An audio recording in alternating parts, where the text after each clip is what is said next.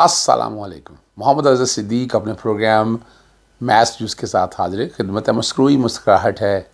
बहरहाल अच्छी खबरें, जहाँ कुछ दिन अच्छे होते हैं कुछ अच्छे नहीं होते। आज का दिन मैं समझता हूँ वो अच्छा नहीं है। कुछ बुनियादी तौर पर दो बड़े फ़ैसले आज हुए हैं। ये आपकी सियासत पे बड़े दूरस नताइज छोड़ेंगे। आज मैं इस कॉन्टेक्स्ट में बात कर रहा हूँ। एक तो 62(1) के हवाले से फ़ैसला जारी कर दिया सुप्रीम कोर्ट ने, उस पर थोड़ी सी गुफ्तगू होगी, वो मैं आखिर में बात करूँगा। और दूसरा, साइफ़र के केस में इमरान खान साहब पर फ़र्द जुर्म आयद हो गई है, उस पर गुफ्तगू होगी। और फ़ौजी ट्रायल की मशरूत इजाज़त दे दी। चलें शुरू यहीं से ही करते हैं। सबसे पहले मैंने ट्वीट कर दिया था तकरीबन काफ़ी वक्त पहले कि समाअत से पहले वाज़े है कि सुप्रीम कोर्ट मिलिट्री ट्रायल की मशरूत इजाज़त दे देगी। और फिर वही हुआ। Justice Jajul Hasan, justice Munib Akhtar, justice Yahya Afridi, justice Muzali Akbar Naqvi और जस्टिस आयशा मलिक, 5 जजों का फ़ैसला जो है, justice Sardar Tariq Masood, justice Aminuddin Khan, justice Muhammad Ali Mazhar, justice Hasan Rizvi, justice Irfan Saadat ने मुलतवी कर दिया, मुअत्तल कर दिया। जस्टिस मुसर्रत हलानी ने फ़ैसले की मुअत्तली से इख्तलाफ किया। 5 जजेस का फ़ैसला 5 एक जज से, यानी स्ट्रेंथ जजेस की बराबर है, जो कि 6 का बेंच है। जो इख्तलाफ राय है वो अपनी जगह है, वो मुअत्तल कर दिया है। स्लाइड सी चीज़ें देखें, फिर डिस्कस करेंगे इस केस के अंदर क्या क्या हुआ है। 23 अक्टूबर का फ़ैसला जो है ना, वो मशरूत तौर पर मुअत्तल कर दिया। ये अदालत के रिमार्क से ये कहना गलत है कि फ़ौजी अदालतें जो हैं मुलज़मान का ट्रायल कर सकती हैं, लेकिन हतमी फ़ैसला ये जो फ़ैसला उन्होंने किया है और ये सुप्रीम कोर्ट के अहकाम से मशरूत होगा। नोटिस जारी करते हुए जनवरी के तीसरे हफ्ते में समाअत मुलतवी कर दी है। ये शायद अब मार्च में अब इलेक्शन की नुईद दे रहे हैं। मार्च में इलेक्शन की नुईद आपके सामने है। साइफ़र का भी जब मैं आपके सामने रखूँगा वो मैं बेस बना दूँगा कि मार्च में अब इलेक्शन, अगर मार्च में इलेक्शन ना हुआ तो फिर आप इलेक्शन भूल जाएँ, फिर 2 साल इलेक्शन नहीं होने वाले हैं। 5 जजेज़ है और 103 है जिनकी ट्रायल जो है फ़ौजी अदालतों में होना है। जो समाअत सारी हुई है और हतमी फ़ैसला तो उन्होंने कह दिया। और justice Sardar Tariq Masood 6 रुकनी larger bench ने की। दरख्वास्त गुज़ारों की जानिब से बेंच पर एतराज़ात उठाए गए। अदालती वकील लतीफ़ हुसैन ने बताया कि साबिक़ चीफ जस्टिस जवाद ख़ाजा ने एतराज़ किया है। जस्टिस सरदार तारक मसूद ने कहा कि मैं ख़ुद को बेंच से अलहदा नहीं कर रहा।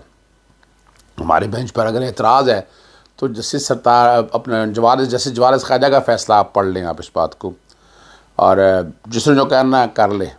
और एक स्टेज के ऊपर जस्टिस सरदार लतीफ़ खुसा ने कहा कि हम बैठ कर केस सुन रहे हैं। उन्होंने कहा आपको किसने कहा, खड़े होकर सुने। और उन्होंने कहा कि हुक्म बताई मांगा जा रहा है, आपके केस सुनने से हमारे हकूक़ मुतासर हो रहे हैं। आप अपना फ़ैसला दे चुके हैं। कि मैंने कोई फ़ैसला नहीं लिया, जैसे सरदार तारक मसूद ने कहा। और क्या हुक्म नोटिस हुआ है और आप लोगों ने बोलना शुरू, नोटिस हुआ नहीं और आप लोगों ने बोलना शुरू कर दिया। वज़ारत दफ़ा के वकील ख्वाजा हारिस ने दलाइल देते हुए बताया कि अब सिर्फ उन सिविलियन का ट्रायल फ़ौजी अदालत में होगा जो कौमी सलामती के लिए ख़तरा है। फ़ौज की तहवील में 104 अफराद 7 माह से हैं। मुलज़मान के लिए मुनासिब होगा कि उनका ट्रायल मुकम्मल हो जाए। तफसीली फ़ैसले का इंतज़ार करना है तो अदालती हुक्म मुअत्तल करना होगा। जैसे सरदार तारक मसूद ने का देखना होगा इन नुकात पर फ़ैसले में क्या राय दी गई है। और अटॉर्नी जनरल ने कहा जल्दी है कि गैर मुल्की दहशतगर्दों के ट्रायल भी नहीं हो रहा, जिस पर जस्टिस मुसर्रत हलानी ने कहा कि गिरफ़्तार लोग दहशतगर्द हैं तो बरी क्यों कर रहे हैं। ये बड़ी ज़बरदस्त बात थी। अटॉर्नी जनरल ने कहा ये लोग तो अपने शहरी हैं, बस भटक गए हैं। अब इसमें कई ऐसी बातें सामने आई हैं जो मैं चाहूँगा कि आप तक गुफ्तगू करूँ। जब ये बात सारी हो रही थी और जो बातें हुई हैं, फैसल सिद्दीकी ने कहा कि इतराज़ किया कि हुकूमत निजी वकला की खिदमात हासिल नहीं कर सकती। अटॉर्नी जनरल ने जवाब दिया कि निजी वकला की खिदमत के लिए कानूनी तकाजे पूरी की हैं, मुनासिब होगा कि दरख्वास्त गुजारों को सुन लिया जाए। सलमान अकबर ने कहा कि अदालत ट्रायल का अदम करार देने का फैसला हमें सुने बगैर मुअत्तल करें। और इसमें वही वो बात जैसे जो जवारस ख्वाजा के अपने फ़ैसले का जिक्र करते हुए उन्होंने कहा अपना फैसला केस का सुनने का फ़ैसला जज की स्वाबदीद है, मुआज़रत के साथ खुद को बेंच से अलग नहीं कर सकता। और जैसे सरदार ने कहा 2 लाइन में कानून के पूरे सेक्शन को कलअदम करार दिया गया। ख्वाजा ने कहा कि सुप्रीम कोर्ट के अपने फैसले में इन दफ़ात को बरकरार रखा गया था। फैसले में 5 रुकनी बेंच ने 4-1 की अक्सरियत से दफ़ात कलअदम करार दी। 21वीं आईनी तरमीम भी इन दफ़ात को बरकरार रखा गया था। जस्टिस मोहम्मद ने कहा मिलिट्री कोर्ट में फेल ट्रायल को यकीनी बनाए। कहा सिविलियन में गुलबशन यादव जैसे लोग भी आते हैं। आर्मी एक्ट में सिविलियन पर दायरा इख्तियार पहले ही महदूद था। सिविलियन से मुतल्लिक दफ़ात को कलअदम नहीं करार दिया जा सकता। जैसे सरदार तारक मसूद ने कहा अभी हमारे सामने तफसीली फ़ैसला नहीं है, क्या तफसीली फ़ैसला हम देखेंगे, बगैर हम फैसला दे दें। अदालत ने सवाल किया कि ट्रायल मुकम्मल हो गए। अटॉर्नी ने कहा कुछ मुलजमान पर फ़र्द जुर्म आयद हो गई है, कुछ पर होना बाकी है। बहुत से मुलजमान शायद बरी हो जाए जिनको सज़ाएँ हुई वो भी 3 साल से ज़ायद नहीं होगी। जस्टिस मोहम्मद अली मज़हर ने कहा कि आपको कैसे मालूम है सज़ा 3 साल से कम हुई। अटॉर्नी जनरल ने कहा कि कम सज़ा में मुलजमान की हिरासत का दौरानिया भी सज़ा ही का हिस्सा तस्वर होगा। और बाकी एतजाज़ अहसन ने जुल्फ़िकार अली भुट्टो साहब के केस के हवाले से भी काफ़ी गुफ्तगू की और उन्होंने वहाँ अपना नुक्ता नज़र बड़ी वजाहत के साथ रखा और उन्होंने कोशिश की कि जो असल हालात और वाक़यात हैं वो बता सकें। और कोशिश की है उन्होंने अपने तौर पर जो उनके ज़हन में बातें हैं वो चाहते थे कि सारी चीज़ों को मैं लेकर चलूँ। मैंने तैयारी भी कर ली थी, वो अपने अंदर की बातें बताना चाह रहे थे, मैं उन बातों की तरफ अभी नहीं जाना चाहता। ठीक है ना जी। और जिन्होंने कुल 23 जवान शहीद किए उन सिविलियन का ट्रायल अब किस कानून के तहत होगा। जैसे सरदार तारक मसूद साहब के हवाले से हमें भी सुना जाए, हम इन सवालों पर तसल्ली बख्श जवाब देंगे। सेक्शन 2(1)D 1967 में आया, तो उसके बाद 1973 में आइन आया, बुनियादी हकूक़ को आइन में तहफ़्फ़ुज़ दिया गया। एक तो बुनियादी हकूक़ पता नहीं हमें कहाँ लेकर जाएंगे, ये बड़ा अच्छा है, अच्छे रिमार्क्स हैं, पता नहीं क्या कहा है। चलें अब आगे आपको ले चलते हैं। ऑफिशियल सीक्रेट एक्ट के हवाले से जेल में समाअत हुई, पता नहीं 265D की दरख्वास्त क्यों नहीं दी जा सकी। ये जानी बनती थी कि फ़र्द जुर्म आयद नहीं होना चाहिए। मेरा ख्याल है वो चूँकि पहला चैलेंज कर दिया गया है, एक तो जेल ट्रायल के हवाले से वो चैलेंज किया है, बाकी भी कॉपीज़ वगैरह के हवाले से वो फिर दोबारा चैलेंज किया, एक दफ़ा फिर ये वहाँ जाएगा। 265D की प्रॉपर दरख्वास्त का मुझे नहीं पता, मेरी ज़ाती राय के मुताबिक वो दरख्वास्त देनी चाहिए थी। शाह महमूद कुरैशी और इमरान खान साहब पर फ़र्द जुर्म से और उनका सेहत जुर्म से इनकार कर दिया, इस्तगासा की शहादत तलब कर ली और कल तक मुलतवी किया है।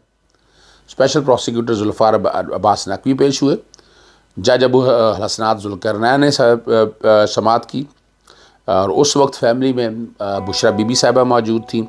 शाह महमूद कुरैशी की फैमिली भी कमरा अदालत में मौजूद थी। फ़र्द जुर्म ऑफिशियल सीक्रेट एक्ट के 3 इल्ज़ामात के दायर लगाई गई है। 2 सफ़ात पर मुश्तमिल फ़र्द जुर्म पढ़कर सुनाई गई है और जो बनाई गई है मैं पढ़ देता हूँ आपके सामने जो क्या है।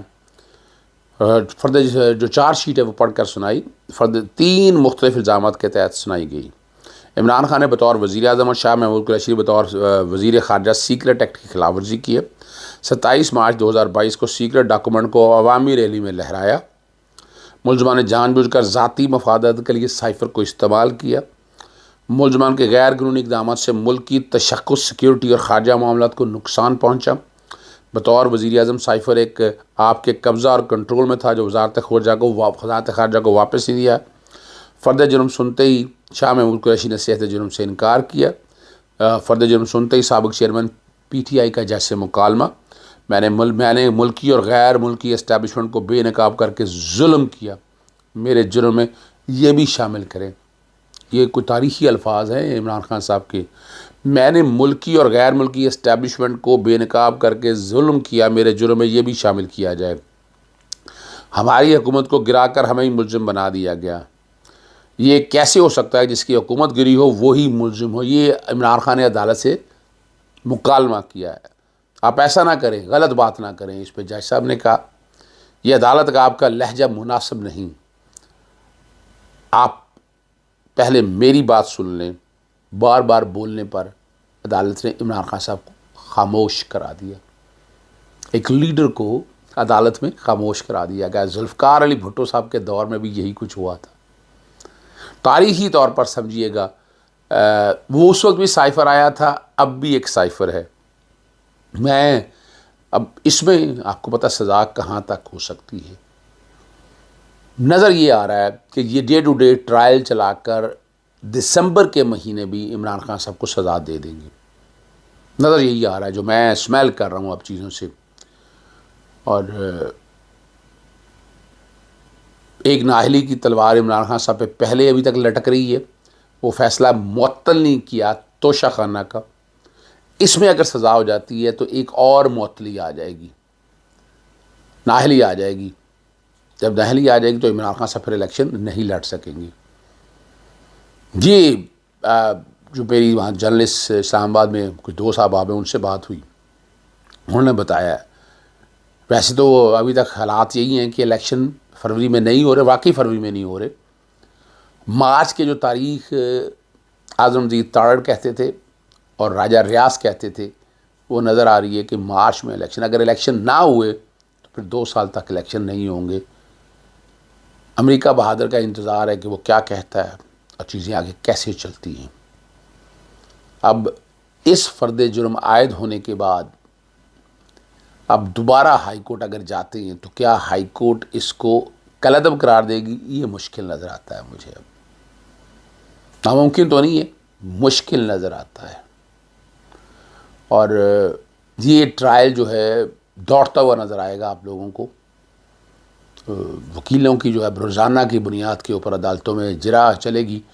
जिरा में बहुत स्ट्रॉन्ग केस है, ये मैं बता दूं आपको। जिरा में बहुत स्ट्रॉन्ग केस है, ये केस बनता नहीं है। सेक्शन 5 और 9 का माजी में इतलाक़ है। इमरान खान साहब ने जो बाहर लहराया था 27 मार्च को, मेरा ट्वीट याद रखिएगा, मैं बार बार दोहराता हूँ, बैकग्राउंड पे चल रहा है।